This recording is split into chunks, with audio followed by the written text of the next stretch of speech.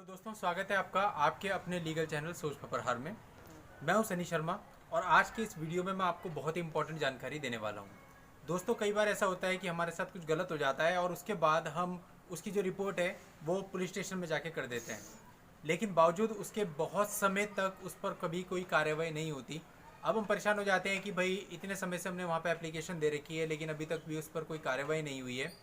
तो परेशान होने के बाद जब कभी आप थाने में जाते हैं और मालूम करते हैं कि सर हमने वहाँ पे एक एप्लीकेशन दी थी आपके पास, उस पर अभी तक कोई कार्रवाई नहीं हुई है, जबकि एफआईआर दर्ज हो चुकी है, उसके बाद भी कार्रवाई नहीं हो रही है।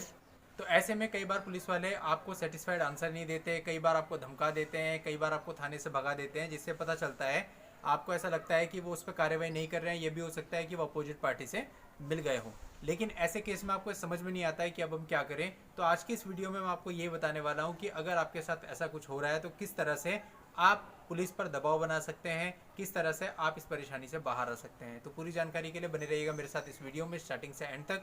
और यदि आप हमारे चैनल पर नए हैं और आपने अभी तक चैनल को सब्सक्राइब नहीं किया है तो सब्सक्राइब जरूर कर लें और नोटिफिकेशन बेल पर जरूर क्लिक कर लें, ताकि जब भी मैं ऐसी कोई लीगल वीडियो लेके आऊँ उसकी जानकारी आपको सबसे पहले मिले।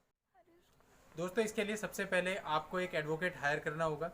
जब आप ये एडवोकेट हायर करेंगे तो ये मजिस्ट्रेट के पास आपकी तरफ से एक एप्लीकेशन लगाएगा, और जिस एप्लीकेशन में ये लिखा जाएगा, ये बताया जाएगा कि श्रीमान हमने इतने समय पहले इस थाने में एक एप्लीकेशन दी थी लेकिन उस पर अभी तक भी कोई कार्रवाई नहीं हुई है, तो कृपया आप उस थाने से प्रोग्रेस रिपोर्ट तलब करने की कृपा करें।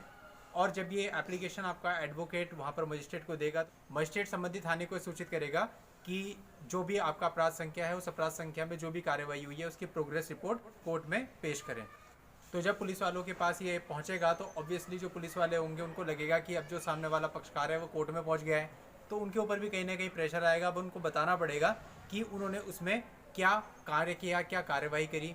साथ ही साथ आपका एडवोकेट जब ये एप्लीकेशन मजिस्ट्रेट को देगा तो उसमें ये बात जरूर अंकित करेगा कि भाई अभी तक उसमें कुछ भी नहीं हुआ है, मतलब कोई रीजन भी देगा। जैसे ये दे सकता है कि भाई अभी तक जो पीड़ित है, जो विक्टिम है, उसके बयान तक भी नहीं लिए गए हैं, या इसी तरह के और भी रीजंस वो दे सकता है। तो मजिस्ट्रेट के द्वारा फिर आपको कुछ दिन की डेट दे दी जाएगी, 2 4 5 दिन, एक हफ्ते की भी डेट दी जा सकती है। लेकिन जो डेट दी जाएगी उसके बाद जब आप कोर्ट में जाएंगे तो वहाँ थाने से रिपोर्ट मंगा ली जाएगी। आपका जो एडवोकेट है वो इस रिपोर्ट को पढ़ेगा और उसको पता चल जाएगा कि थाने वालों ने अब तक उसमें क्या कार्यवाही की है। और कहीं ना कहीं थाने वालों पर भी दबाव आ जाता है कि भाई अब सामने वाली पार्टी कोर्ट में चली गई है, उसने प्रोग्रेस रिपोर्ट मंगा ली है, तो अगर वो कार्यवाही नहीं कर रहे हैं, जानबूझकर कार्यवाही नहीं कर रहे हैं, तो उन्हें उसमें कार्यवाही करनी पड़ती है। तो दोस्तों, ये तरीका है जिस तरह से आप ये जान सकते हैं कि आपके द्वारा जो कंप्लेंट दर्ज की गई है उसके ऊपर पुलिस के द्वारा क्या कार्रवाई की गई है। और इसके साथ साथ पुलिस पर एक अच्छा खासा दबाव भी बन जाता है। अगर वो कार्रवाई जानबूझ के नहीं कर रहे हैं तो उनको उस पर कार्रवाई करनी पड़ जाती है।